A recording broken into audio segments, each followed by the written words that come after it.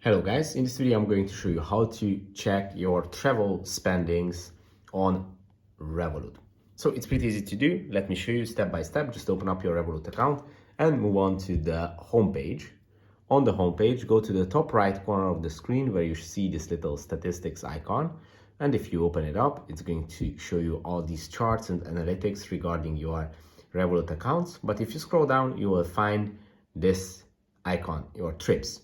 And with this, you can see with this nice little globe interactive 3D map where you can see all the countries that you have visited and paid for with your Revolut card. And if you scroll down, you will see all your trips and trip spendings. You can see the days, how many days you've spent on some of these trips and how much money you've spent. Obviously now it's censored because I'm not planning to share all my expenditures, but yeah. You can also share these stats if you want to share it with your friends or family. And yeah, it's a pretty cool way to review and visualize all your travelings. If this video was helpful for you, please consider sending a super thanks donation.